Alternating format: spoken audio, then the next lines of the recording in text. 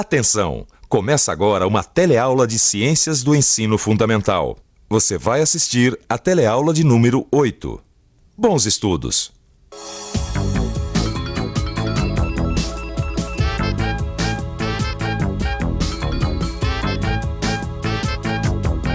Um novo dia, uma nova aula, todos os dias a vida recomeça.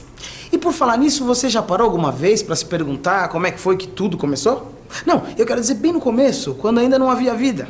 Esse é um dos temas da nossa teleaula de hoje, a origem da vida. Oh, chegou cedo hoje, professor. Oi, Maria. Vou ter que abrir a lanchonete, porque o Alberto pegou uma gripe. E pelo jeito você também tá com uma cara péssima, né? Ah, nem me fala, viu? Eu tô enjoada. Acho que foi alguma coisa que eu comi ontem. Só vim hoje mesmo, porque essa lanchonete tá fechada desde antes do fim de semana. Esse é outro tema da nossa teleaula. O que acontece quando o corpo não aceita alguma coisa que a gente come. Você vai ver por que a gente tem intoxicação, o que acontece quando os alimentos se estragam, como a vida começou no planeta Terra e o que torna o nosso planeta único e especial no universo que conhecemos. A nossa teleaula começa aqui, pelo começo.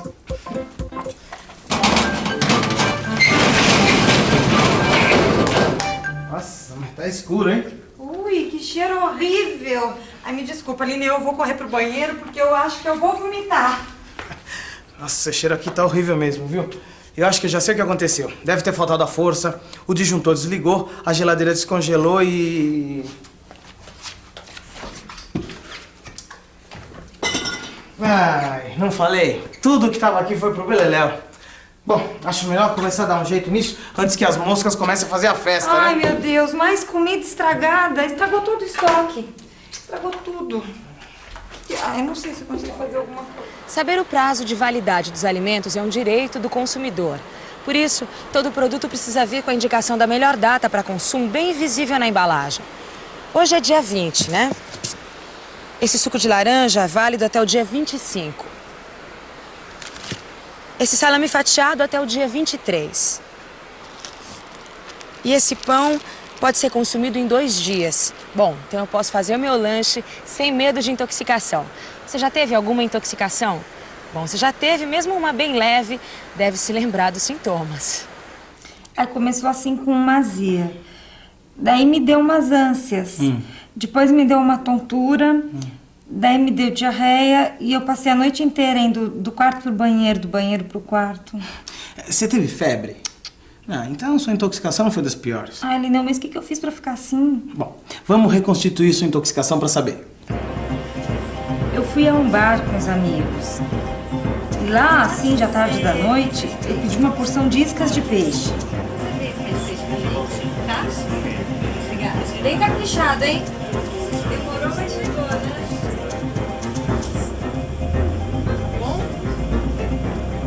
Eu bem que senti um gosto estranho no peixe. É uma repulsão natural do corpo por alimentos estragados. Mas a fome era grande e o tempero estava forte. Aí, Maria, você ignorou o alarme que seu corpo deu e comeu o peixe, que estava começando a se estragar e já continha substâncias tóxicas num grau que o organismo não aceita naturalmente. Resultado, as tais substâncias tóxicas se acumularam no seu corpo e o corpo tratou logo de se defender, eliminando as substâncias tóxicas através de diarreia e vômito. Maionese estragada leva operários ao hospital. Bom, a coisa acontece mais ou menos assim. Primeiro, alguém esquece de guardar comida na geladeira ou não presta atenção no prazo de validade. Entre a comida estar boa para comer, estragada que dê para notar, passa um certo tempo. Aí o que acontece? A gente se distrai e o resultado é intoxicação. Olha, Maria, a sua intoxicação não foi das piores, não, viu? Não. E com o corpo livre das substâncias tóxicas, os sintomas foram passando, entendeu? Tá, mas como é que o meu corpo sabia que o prazo de validade tinha passado? Não, porque eu sempre como peixe, não me acontece nada. Bom, para você entender isso melhor, eu vou ter que te apresentar para os responsáveis pela sua intoxicação. Os fungos e as bactérias. Vamos aproveitar essa catástrofe que aconteceu aqui na lanchonete hoje para a gente entender melhor como é que os fungos e as bactérias são.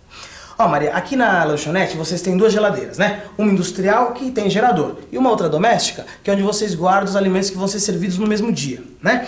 Então, olha aqui, ó, essa gelatina aqui, ó, vocês guardaram na geladeira industrial, a que contém gerador. Agora, essa outra, vocês guardaram na geladeira doméstica, a que pifou. Vamos tentar entender o que aconteceu com essa gelatina nesses dias? A gelatina estragada tem novelos de fios brancos ou manchas felpudas verde amarronzadas fáceis de ver. Esses fios são fungos, e fungos são seres vivos. Outros alimentos como o pão ficam com manchas como estas quando se tornam impróprios para o consumo. Essas manchas aqui são chamadas de bolor. Se eu comer essa gelatina, meu corpo vai reagir e eu vou pegar uma intoxicação. Tá, mas é só o bolor que indica que uma comida tá estragada? Não, quer ver? Ó, olha essa lata aqui de molho de tomate. Tá vendo essas manchas? Então, se a gente ampliar, vai ver que elas também são seres vivos, assim como o bolor. Mancha viva? Mas como? Quer dizer que aqueles fios também são vivos? Uma mancha dessas é um aglomerado com milhões de bactérias. Uma colônia de bactérias que surgiu a partir da reprodução da primeira que se instalou no molho. E o bolor que aparece no pão são os fungos. Os fungos e as bactérias, assim como todo ser vivo, precisam de alimento para crescer e se reproduzir. Eles retiram as substâncias que precisam justamente da nossa comida. Por que esses fungos e bactérias fazem mal pra gente? Ah, porque durante a vida deles, eles liberam substâncias tóxicas para nós. Então, Maria, você não comeu só o peixe. Além do peixe, você comeu também um montão de seres vivos que você nem desconfiava que estivessem lá. Ai, para, Lineu, que eu já tô enjoada de novo, hein? Escuta, mas eu tô com umas dúvidas ainda.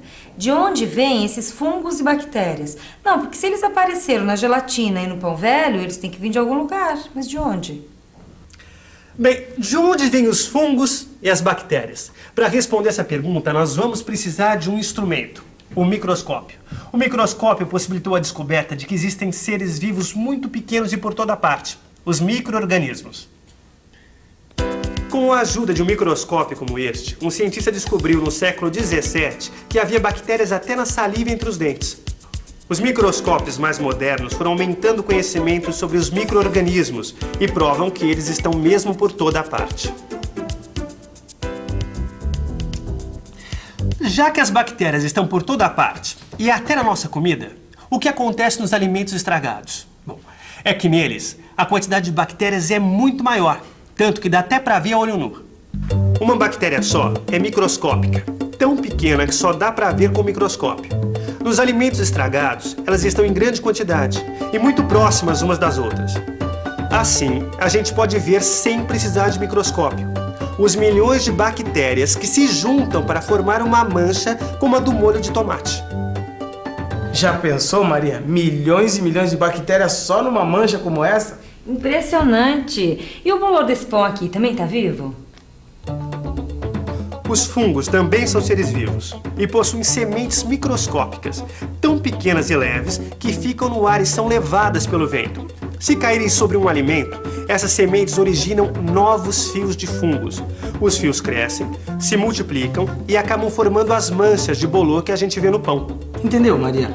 Os fungos e as bactérias não surgem assim do nada. Quer dizer, os primeiros que a gente não conseguia ver, mas que já estavam aí no pão, originaram filhos, que tiveram netos, que tiveram bisnetos e assim sucessivamente. Depois de um tempo, tomaram conta do pão todo, o pão se estragou e a gente não pode mais comer. Ai, Lineu, eu acho que eu entendi. O ar tá cheio de bacterinhas e funguinhos microscópicos que a gente não vê. Isso. Quando um alimento passa do prazo de validade, é porque esses fungos e bactérias se reproduziram. Isso. Né? Daí o alimento fica impróprio para o consumo, como vem escrito nos rótulos.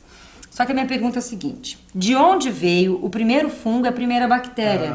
Entendeu? O avô do avô do avô dessas manchas de comida. Bom, mas aí você tá querendo saber então a origem da vida, né? Eu? Mas o que os fungos e bactérias têm a ver com a origem da vida?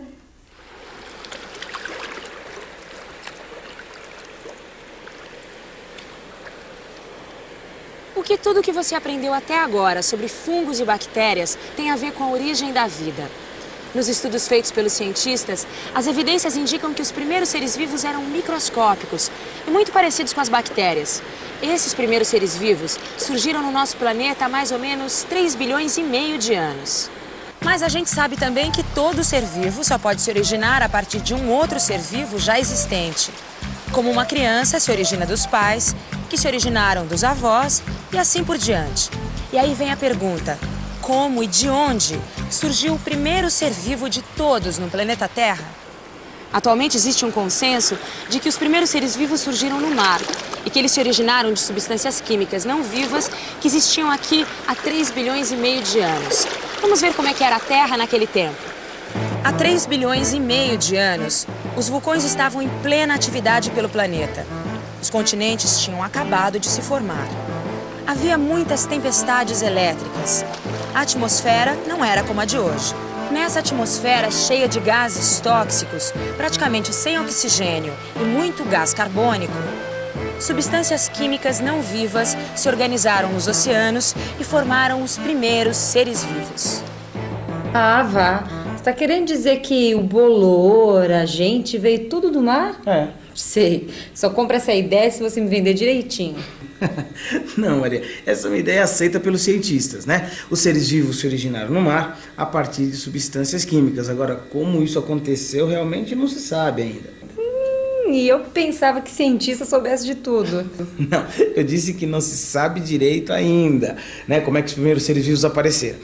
Agora, o que se sabe é que 1 bilhão de anos depois que esses pequenos seres microscópicos apareceram, aconteceu uma mudança enorme no planeta. E que mudança foi essa? A Terra se formou há 4,5 bilhões de anos. A vida surgiu há 3,5 bilhões de anos.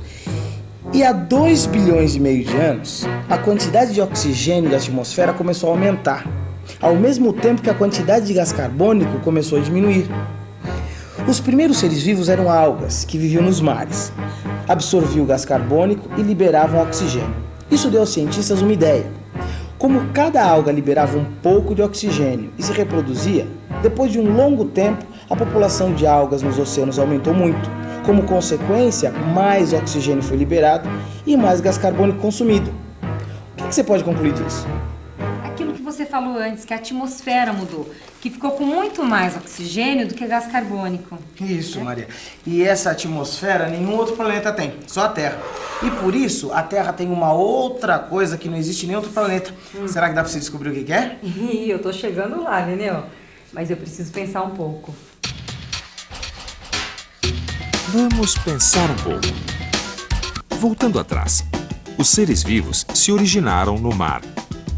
1 bilhão de anos depois, o oxigênio da atmosfera começou a aumentar e o gás carbônico a diminuir. Isso aconteceu porque os primeiros seres vivos absorviam gás carbônico e liberavam oxigênio. Isso criou uma atmosfera que nenhum outro planeta tem, só a Terra. E também, só na Terra existe. Vida, é isso. Só na Terra existem seres vivos. Só na Terra a atmosfera tem muito oxigênio e pouco gás carbônico. E estes seres vivos é que modificaram a atmosfera. É isso, Linneu? É isso aí, Maria. Esse planeta onde vivemos é único entre todos os que a gente conhece no universo. Ele possui vida. E os seres vivos determinam e modificam a atmosfera. Você já pensou nisso? Foi preciso bilhões de anos para a Terra ficar assim. E para nós, seres vivos, descobrirmos a nossa origem. Bom, vamos verificar isso na revisão? E atenção, se liga aí que é a hora da revisão. Na teleaula de hoje, você aprendeu que os responsáveis pela deterioração dos alimentos são seres vivos chamados fungos e bactérias.